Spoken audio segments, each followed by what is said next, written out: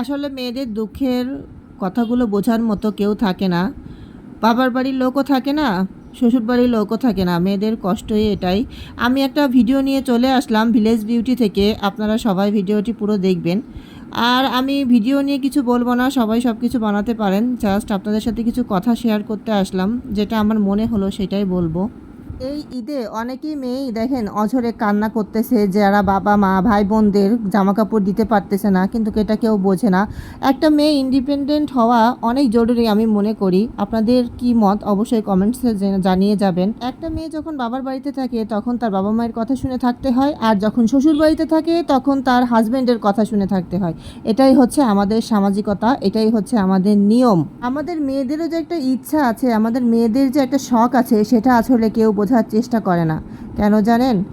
কারণ আমরা মেয়েরা এই দুনিয়াতে আসলেই অবহেলিত। আর একটা মেয়ে যখন ইন্ডিপেন্ডেন্ট হয় তখন আশেপাশের যারা পাড়া প্রতিবেশী আছে তখন বলে, আহারে তোর বরে তো চাকরি করে, তোর বরে তো এত কিছু দেয়, তারপরেও তুই কেন চাকরি করতে যাস?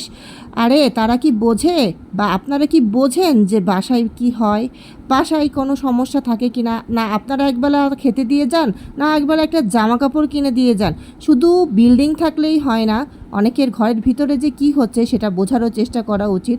এজন্য আশেপাশের মানুষের কথাগুলো না চিন্তা করে আপনি সফলতা অর্জন করার জন্য নিজে যেভাবে ভালো লাগে, নিজে যেভাবে স্বাচ্ছন্দ্য বোধ করেন সেভাবে সামনের দিকে এগিয়ে যান। আমি মেয়েদেরকে ইন্ডিপেন্ডেন্ট হতে এজন্যই বলতেছি, কারণ অনেক মেয়েরা আছে যাদের হাত পেতে তার বাবার বাড়ির লোকের জন্য স্বামীর কাছে টাকা নিতে হয়, কিন্তু এটা ঠিক না। একটা স্বামী বোঝে না যে তার ফ্যামিলিকে আমার স্ত্রী এভাবে আগলে রাখতেছে, এভাবে তাদেরকে দেখাশোনা করতেছে, তাহলে তার ফ্যামিলির লোকদেরকেও তার দেখাশোনা করা অবশ্যই কর্তব্য। এরকম অনেক হাজব্যান্ডরাই আছে যারা এটা করে না। এটা ঠিক না, এটা আসলে ভুল। পৃথিবীতে 100%-এর মধ্যে 90% স্বামীই আছে যারা নিজের ফ্যামিলিকে খেয়াল রাখার সাথে সাথে তার স্ত্রীর ফ্যামিলিরও খেয়াল রাখে। এটা অনেকেই করে, আবার আছে অনেকে এটা করে না। আসলে আপনাদের উচিত এটা করার, আমি বলবো, যাতে আপনার স্ত্রীর মনটা খারাপ না হয়, সেও যাতে ভালোভাবে আপনার ফ্যামিলিকে সময় দিতে পারে আর ভালোবাসতে পারে, খেয়াল রাখতে পারে। এজন্য আমাদের উচিত সমানভাবেই দুই ফ্যামিলিকেই আমাদের ভালোবাসার আর তাদেরকে সমান চোখে দেখার। তাহলে আমাদের আর কিন্তু এরকম অনেকের আছে অনেক মানে ফ্যামিলিতে সমস্যা থাকে, তাহলে এই সমস্যাটা থাকে না, ঝগড়া এসব বিবাদ এসব থাকে না। আমি মনে করি এটা আমাকে কিন্তু কেউ স্টোরিতে দেয় নাই, বা আমার জীবনেরও কোনো কিছু না, আমার মনে হলো তাই আমি আপনাদের জানালাম। আমি যদি কোনো খারাপ বা আমার কথায় যদি আপনাদের কোনো কিছু খারাপ লেগে থাকে অবশ্যই ক্ষমা মার্জনা দৃষ্টিতে দেখবেন। আমার ভিডিওটা সবাই সম্পূর্ণ দেখবেন।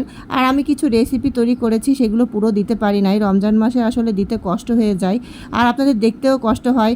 আপনারা আমার পুরো ভিডিওটা দেখে একটা সুন্দর কমেন্টস রেখে যাবেন, যাতে আমি আরেকটা বড় ভিডিও বানাতে উৎসাহ পাই, বানানোর উৎসাহ পাই।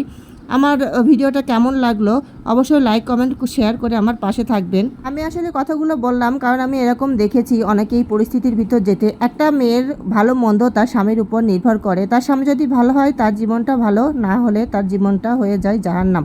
সবাই ভালো থাকবেন। আসসালামু আলাইকুম, আল্লাহ হাফেজ।